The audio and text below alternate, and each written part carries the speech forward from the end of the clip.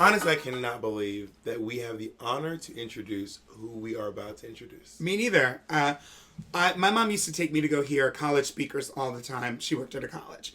And one day she said, "You were coming with me to hear this speaker." And I was like, "I don't want to go."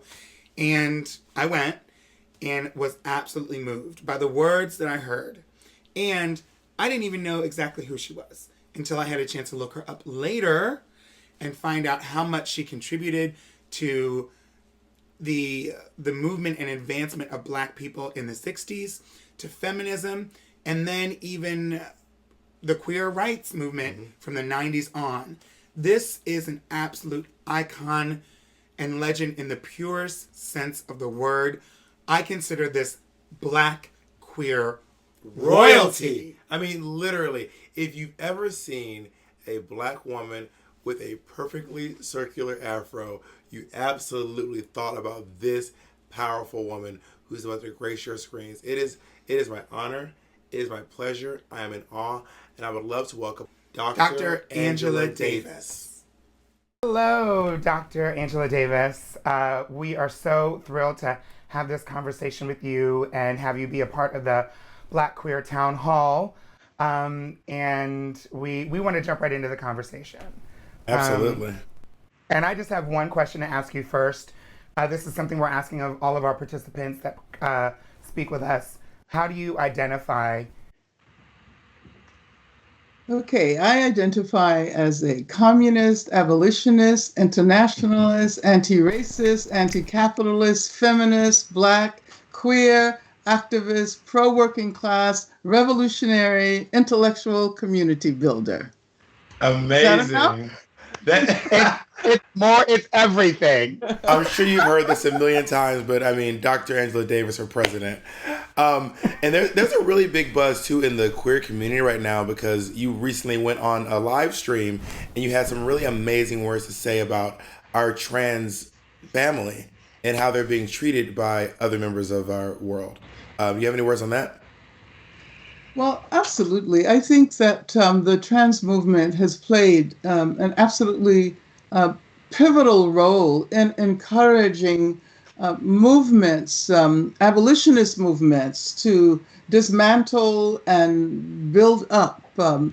I think that the fact that there was a wonderful demonstration, my niece told me about it, in Brooklyn the other day that focused very specifically on Black trans people, conveying the message that if we are interested in eliminating racist violence from our worlds, we have to take into consideration that Black trans women are probably the targets of the most consistent forms of violence, state violence, stranger violence, individual violence, intimate violence. And those of us who embrace a feminist notion of the intersectionality of all of these issues recognize that if we don't support the trans community at this moment, then there is no hope for broader transformation. Mm-hmm. Well, I know that intersectionality is a really big piece of activism, and obviously in the conversations around queer identities, and even in the Black Lives Matter movement now. And so I'm really curious, what does allyship and the notion of intersectionality, was it as relevant then as it seems to be today, like throughout history? Because it really seems to be a piece that we're able to insert into the conversation, whether it's Black Lives Matter, whether it's LGBTQ equality. Historically, has that always been a piece that people were readily able to talk about? Well, actually, intersectionality is a relatively new term. But I think the ideas have been percolating for a very long time.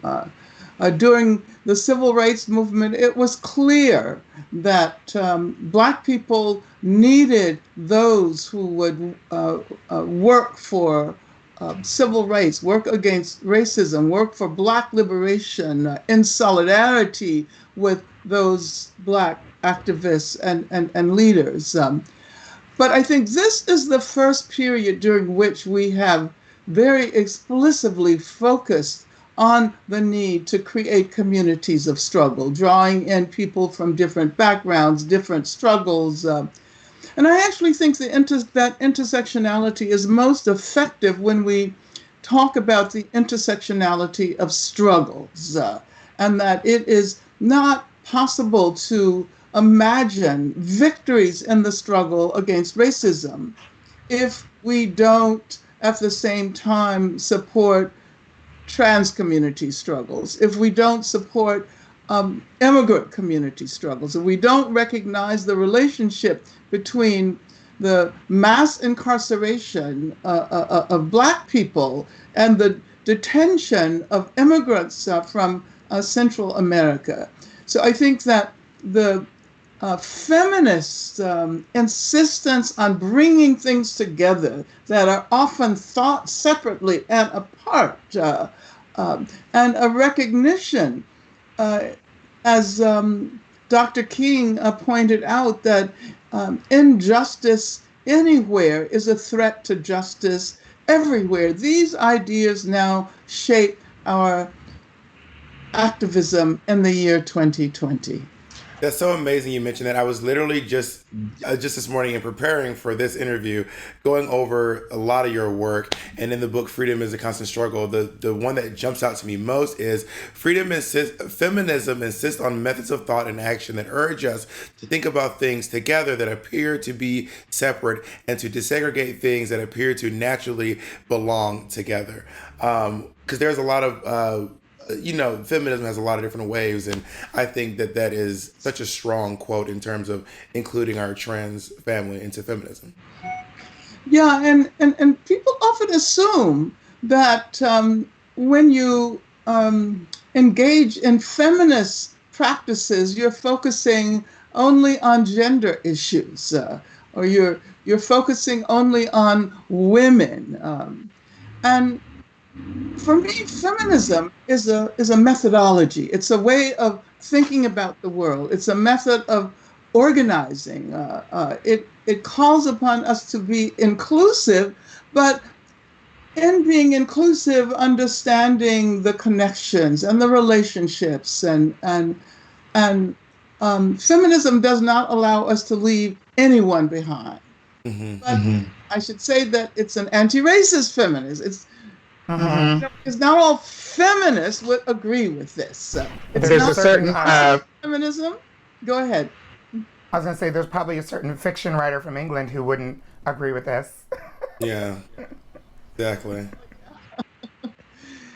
Yeah, and somehow we think that just because feminism was initiated by white women, and that isn't even the case. But because mainstream feminism appears as, I would say, white bourgeois feminism, that is the feminism with which we should identify.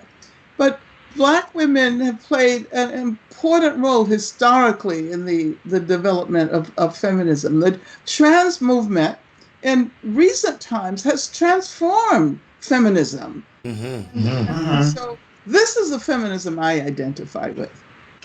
All these notions, a lot of these notions in this piece of the conversation, as we know, language is always evolving. What do you think has taken us, why has it taken us so long to get to exactly where we are in this moment? What piece do you think has been missing historically that either we're just starting to realize now or that we need to realize in the future? Like, what piece is missing when it comes to everyone being on the same page with feminism, with equality, with LGBTQ equality and intersectionality and all of that? Well, I don't know whether everyone will ever be on the same page, because there are always those who are conservative, who want to conserve the past. There are always those who are looking backwards instead of forwards, including the current occupant of 1600 Pennsylvania Avenue. And so I don't know whether it's a question of getting everyone on the same page. For me, it's a question of creating a movement that is irresistible. And now we see, as we stand up against racist state violence, and particularly the horrendous police murder of George Floyd, but also the killing of Tony McDade, the black trans man, also, of course, the killing of Breonna Taylor in Kentucky. In light of all of these dramatic examples of the worst forms of racist violence in the context of COVID-19, in the context of the shelter-in-place orders, people have been driven to become more collectively introspective, to think about how they themselves have been responsible for perpetuating racism. Even, PepsiCo is deciding to change Aunt Jemima's, Aunt Jemima's pancake. Is it pancake or syrup? Both. Syrup, and they're going to get rid of. She's got it's Mrs. Butterworth on the syrup and Uncle Ben on the rice, right? Aunt Jemima's the pancakes. Yeah. We have been protesting this for decades. I'm waiting for someone to say that the Washington Redskins have to go. Yeah, that's all of the teams that have racist names after that are named after indigenous people that and let me say that our anti-racism is not only anti-black racism, especially now. We have to think about Islamophobia and the racism that is directed at immigrants. So I think that what we need today is a greater sense of connectedness, is a sense of internationalism. And of course, all of these things evolve historically. So I wouldn't say that that this particular moment was possible in the 1950s or the 1970s or the 1990s. We can see that we are building on the insights and the movements and the progress of the past. Well, I just want to say, too, that it is such an honor to be able to sit down here and talk with you. You are an absolute icon in civil rights and Black history, a fashion icon as well. I mean, whenever I see a perfectly coiffed afro, I think of the amazing, gorgeous Dr. Angela Davis. And I also want to say that it is our honor here at Black Queer Town Hall to give you our first lifetime achievement in Black queer excellence. Can I ask you? Very honored. Thank you so much. Can we ask you, I know we have to get ready to go, but one message, if you could, speaking to, knowing that we still have a long way to go, speaking to the next wave of activists and feminists and change makers and fighters, and if there could ever be someone inspired to be the Angela Davis of the future, what would your message be to them?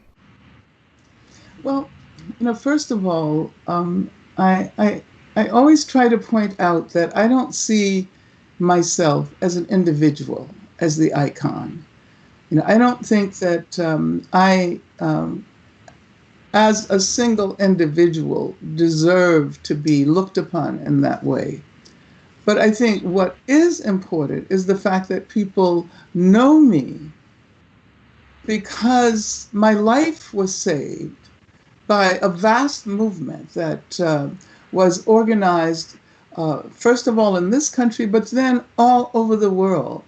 And I see myself as bearing witness to that collective power. This is what we need today. But it's also young people who are moving us in radical directions. And I'm so excited, and I'm learning so much from the younger generation. And so I don't know whether whether I have advice, because I think that change happens when people begin to look with new eyes in new directions. And oftentimes, older generations are not so well equipped to do that, myself included.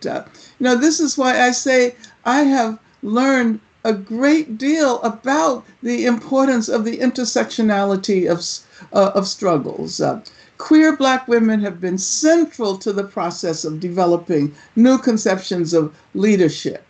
And as we know, Black LGBTQ people played central roles in organizing the civil rights movement. I can mention, for example, Bayard Rustin. But what is different about the current period is that there is a vocabulary and a discourse that allows us to understand not only the need to lift up the relationship between the struggle against racism and the struggle against homophobia and transphobia, and increasing numbers of people, especially young people, are embracing this discourse. So, what really gives me hope is the fact that within a relatively short period of time, some of the fundamental ways in which people think about gender have been transformed. And this has happened because of the interventions of young people.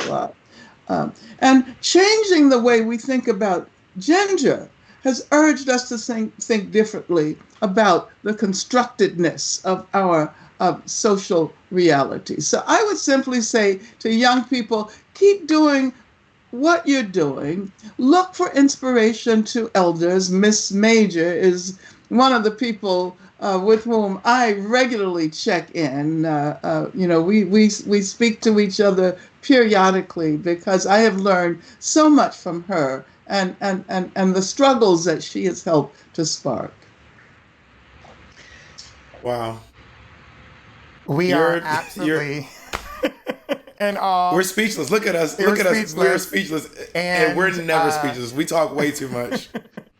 and we are happy to have had the opportunity to listen to you, to connect with you. And I know that you hear this message all the time, and we said that we weren't really going to spend too much time gloating, but it's important for us to express to you just sheer, utter gratitude of all these people about whom you speak, the queer Black community that I've had the opportunity to meet, whether they know it or not.